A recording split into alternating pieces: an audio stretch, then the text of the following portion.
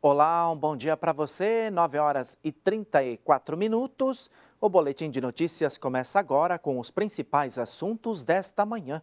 Hoje é segunda-feira, 1º de abril de 2024.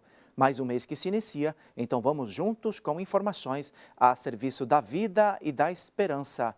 Uma feliz Páscoa para você e obrigado pelos 101% na campanha do projeto Dai-me Almas de março. Veja aí imagens da capital paulista, manhã de sol com poucas nuvens e temperaturas em elevação. Semana começa sem previsão de chuva em São Paulo por causa do ar seco. A mínima é de 17 e a máxima de 30 graus. Hoje pela manhã no Vaticano, o Papa Francisco rezou o Regina Coeli, oração mariana feita durante o período pascal. A Danúbia Gleiser conta esses detalhes para a gente e fala também sobre as celebrações do Papa Francisco neste fim de semana. Bom dia, Danúbia, uma feliz Páscoa para você. Bom dia, feliz Páscoa. Hoje é o meio-dia da janela do Palácio Apostólico. O Papa Francisco rezou o Regina Coeli. Em seu discurso, refletiu sobre a alegria que tiveram as mulheres que viram Cristo ressuscitado e afirmou que Cristo é a fonte de uma alegria que nunca se esgota e convidou a todos a buscá-lo na Eucaristia, na oração e na caridade vivida. E no domingo, 60 mil pessoas estiveram presentes na Praça São Pedro para acompanhar e receber a bênção Urbi et Orbi, expressão em latim que significa a cidade de Roma e ao mundo. Em sua mensagem de Páscoa, com o coração aflito de pastor, recordou as vítimas dos muitos conflitos em andamento no mundo. Citou Israel, Palestina, Síria, Gaza, Ucrânia e tantas outras partes que sofrem com a violência, os conflitos, a insegurança alimentar e os efeitos das mudanças climáticas. No domingo de manhã, antes da bênção Urbi et Orbi, o Papa Francisco presidiu a Missa da Ressurreição. Cerca de 350 celebrantes participaram da celebração na Praça São Pedro. Ao final, o Papa passou de Papa Móvel, saudando a todos. E no sábado à noite, o Santo Padre presidiu a Vigília Pascal na Basílica Vaticana. Em sua homilia, Francisco refletiu o trecho do Evangelho que apresenta a angústia das mulheres que se perguntavam quem rolaria a pedra do sepulcro. Mas depois, erguendo os olhos, elas veem que aquela já tinha sido rolada. E afirmou que foi o Senhor, Deus do impossível, que para sempre rolou a pedra para o lado e começou a abrir os nossos sepulcros a fim de não acabar a esperança. Por isso, devemos também nós elevar os nossos olhos para ele, disse Francisco. Depois da liturgia da palavra, foi realizado o batismo, primeira comunhão e crisma de 8 catecúmenos de diferentes nacionalidades. De Roma, Danúbia Gleiser para o Boletim de Notícias. Obrigado, Danúbia. Aqui no Brasil, o Senado Federal deve discutir essa semana as mudanças no Código Civil e o Tribunal Regional Eleitoral do Paraná começa hoje o julgamento que pode cassar o mandato do senador e ex-juiz Sérgio Moro.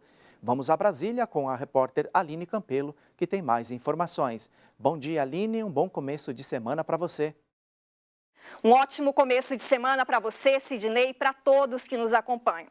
Exatamente, até esta sexta-feira, 5 de abril, a comissão de juristas responsável pela revisão e atualização do Código Civil no Senado irá intensificar os trabalhos para votar o relatório final, com propostas de alteração em mais de 1.000 artigos.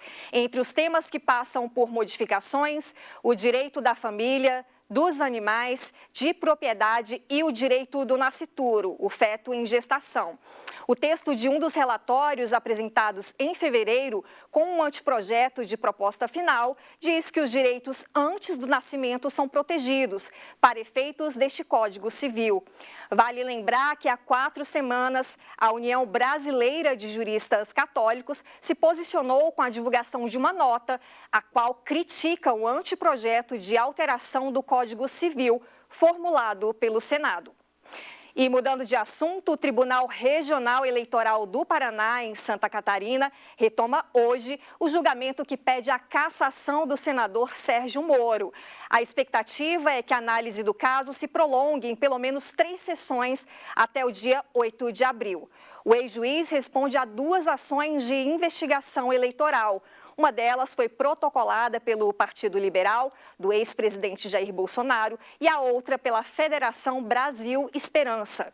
Os partidos alegam prática de Caixa 2, abuso de poder econômico, uso indevido dos meios de comunicação e contratos irregulares por parte do senador. Os juízes vão definir a cassação do mandato e a inelegibilidade de Moro. Seguimos então acompanhando. Uma ótima segunda-feira. Volto com você na capital paulista. Obrigado, Aline. Mês de abril começa com reajuste no preço dos remédios. A alta de 4,5% foi autorizada pela Câmara de Regulação do Mercado de Medicamentos. O reajuste no valor dos medicamentos foi autorizado no último dia 28 e desde ontem já está em vigor, mas o consumidor só deve sentir a elevação de preços a partir desta segunda-feira. Segundo a Câmara de Regulação do Mercado de Medicamentos, o reajuste de 4,5% leva em conta a inflação oficial do país dos últimos 12 meses, a produção da indústria farmacêutica, a concorrência de mercado, além de custos não captados pela inflação, como a taxa de câmbio e a energia elétrica. O preço final do medicamento ainda vai depender da incidência de ICMS, que varia de 12% a 21%, de acordo com a tributação de cada estado. A alta no valor dos remédios ocorre anualmente no mês de março. Ano passado, a elevação foi de 5,6%. Israel anuncia o fim da operação militar no hospital Al-Shifa, em Gaza. O assunto é destaque internacional desta segunda-feira. Tropas israelenses se retiram do hospital Shifa, o maior de Gaza, após ataque de 2 semanas. Este é o destaque da agência de notícias AP News. A medida foi anunciada na manhã de hoje após uma operação de 2 semanas. Israel afirma que matou cerca de 200 militantes do Hamas e descreve o ataque como um dos mais bem-sucedidos dos quase 6 meses de guerra. A ONU declarou que mais de 20 pacientes morreram e dezenas foram colocados em risco durante a operação. As negociações sobre um cessar-fogo entre Israel e Hamas, em um acordo de libertação de reféns, foram retomadas neste domingo em Cairo, capital do Egito. Espera-se que mais ajuda humanitária chegue à região de Gaza nos próximos dias.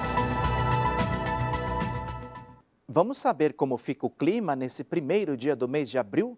A semana começa com chuva em boa parte do país. Confira os detalhes na previsão do tempo.